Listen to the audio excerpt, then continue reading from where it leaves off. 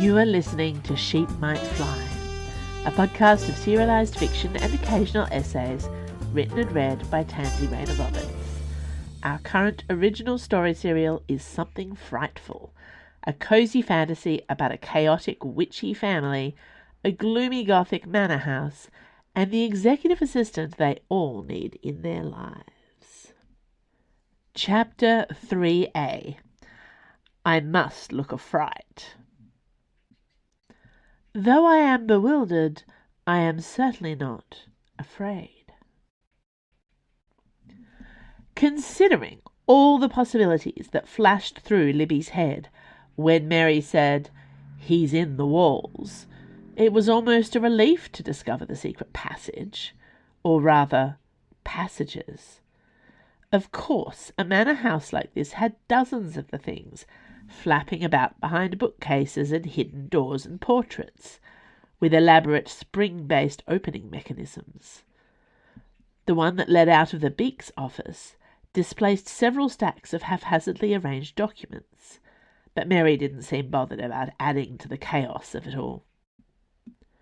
Libby, well aware whom exactly would be tidying the mess up later, let the matter go for now. There was no point in starting the work of managing this office until she knew what she was dealing with. She must get the measure of her new employer before she committed herself wholeheartedly to a contract. Horace Blight. Horror to his siblings.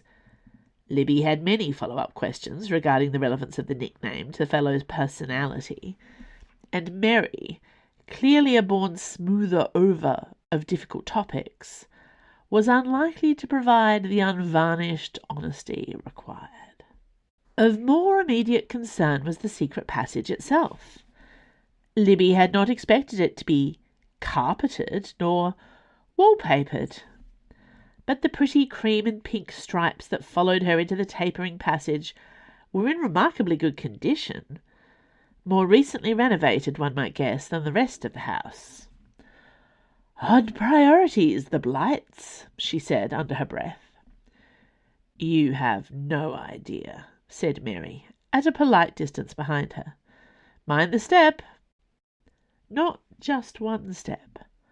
A marble staircase, narrow but undeniably pretty, a different kettle of fish to the grandeur of the beast in the downstairs foyer, but a work of art in its own right. This marble staircase glowed faintly, which assisted Libby to see where she was going while raising further questions. The staircase was also, considering the secret passage situation, remarkably clean. After many steps downward, the passage continued on, this time displaying a darling turquoise and blue toile wallpaper, with a design of shepherdesses artfully pirouetting around hedgerows. There were lamps in shiny brass sconces. The lamps did not light themselves automatically as Libby approached, as she'd rather expected. Anna Minotaur's office was packed with lighting charms, desperate to anticipate the needs of Anna and her guests in such an increasingly frantic manner that more than one client had been triggered into an epileptic fit. There was no need for lamps here. The wallpaper glowed, as had the marble steps, illuminating Libby's way. She might take comfort in this blatant attempt on the part of the house magic to keep her happy, were it not for the fact that the ceiling and walls were closing in. Something brushed the top of her head. When Libby groped upward in investigation, she discovered, in the small amount of space between the low-slung ceiling and her hair, a mass of cobwebs.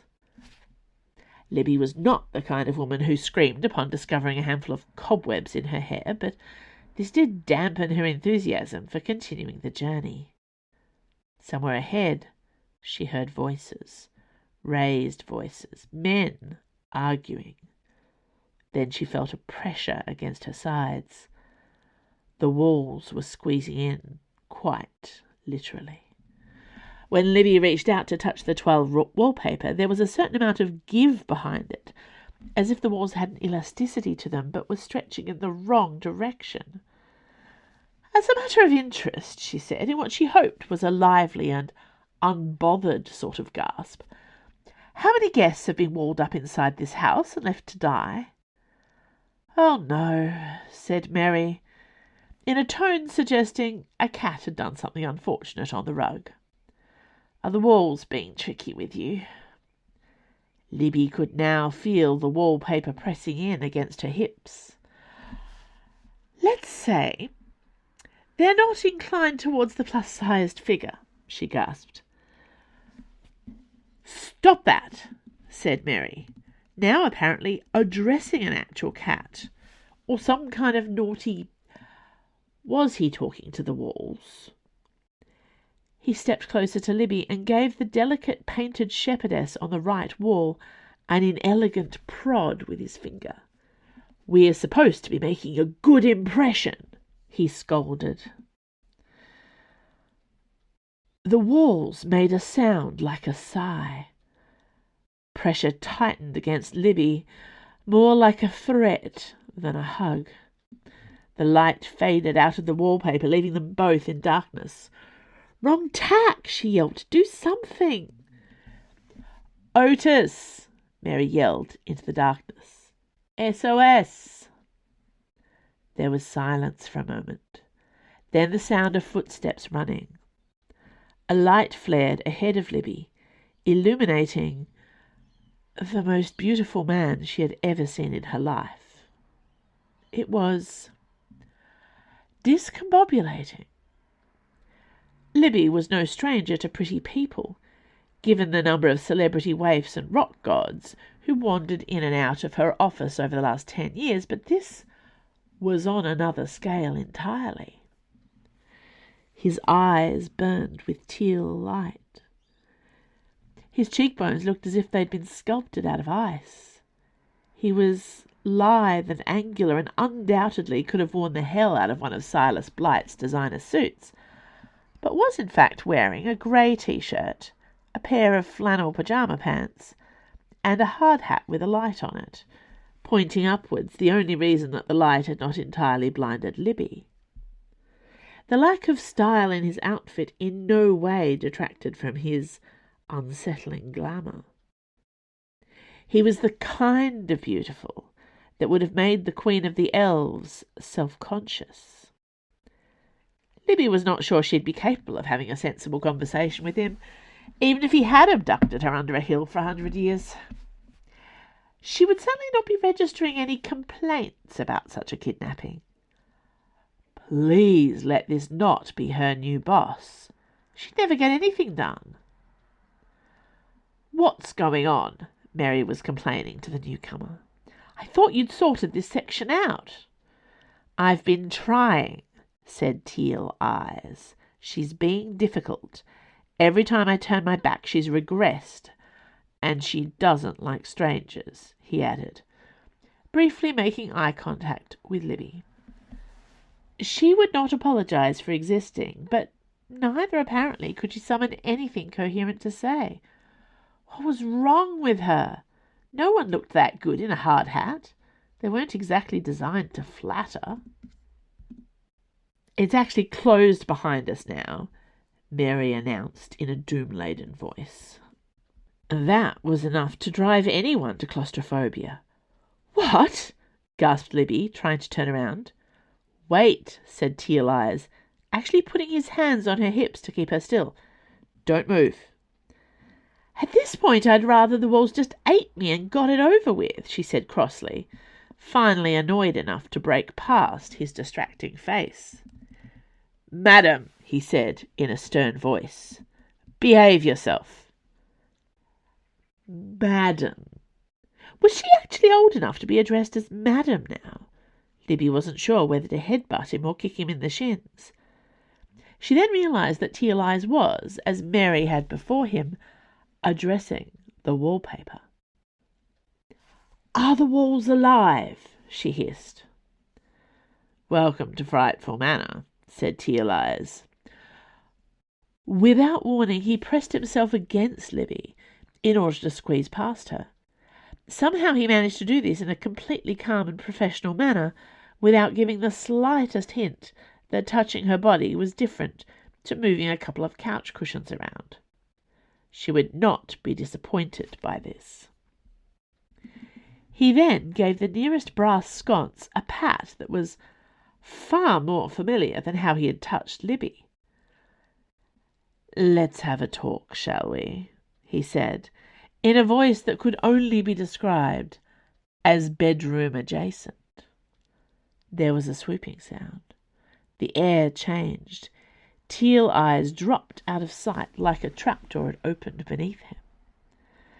Libby made a squeaking sound of which she was not proud. The walls drew back, creating a respectable passage in which any normal person might walk. Mary could now move to Libby's side without encroaching on her personal space. The wallpaper glowed just enough that they could see ahead of them again. "Let's get on, shall we?" Mary said, as if nothing had happened. Libby was not just going to leave that there. "And that's normal, is it? It's not entirely unusual. I didn't even know eyes came in that colour." Mary gave an amused snort. "Blight, my Blight, has the same colour eyes. Didn't you notice?" Libby gave him a sidelong look. "No, I did not. Clearly you did." He coughed, embarrassed. "Let's stop talking about eyes and pop this conversation in the vault, shall we?" "Oh," said Libby, almost recovered enough to tease him. "We have a vault. I think we'd better." Mary was the closest thing she had to an ally in this house so far, and allies were the only way one could survive an impossible situation. That did not mean Libby was going to be shy about pumping him for essential intelligence. So that was Otis Blight, second eldest. Too late she remembered the cobwebs in her hair. "I must look a fright." "He won't have noticed. You don't have wallpaper." She was going to bank that observation for a later date. "And he's always had that face." Mary gave her an odd little smile. "Wasted on that one.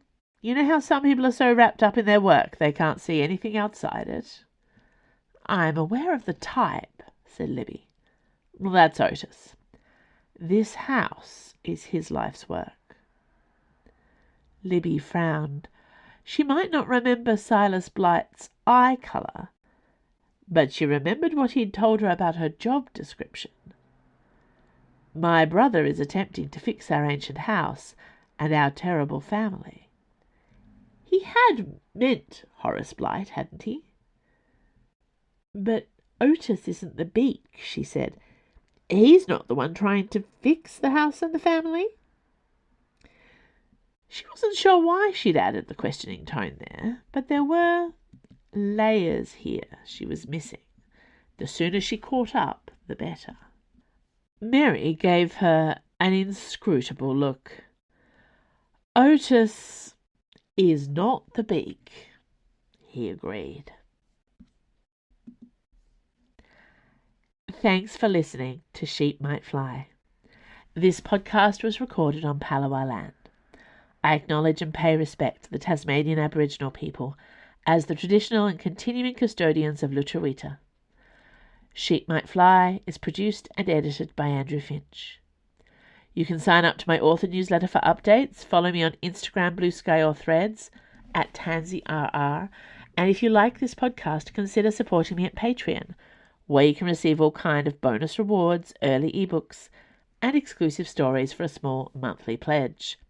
You can also listen to these podcast episodes 2 weeks early. I've recently launched the Teacup Magic Emporium at tansyrr.com, my author store, where you can buy signed paperbacks, merch, and more direct from the author. Check it out today. That's tansyrr.com.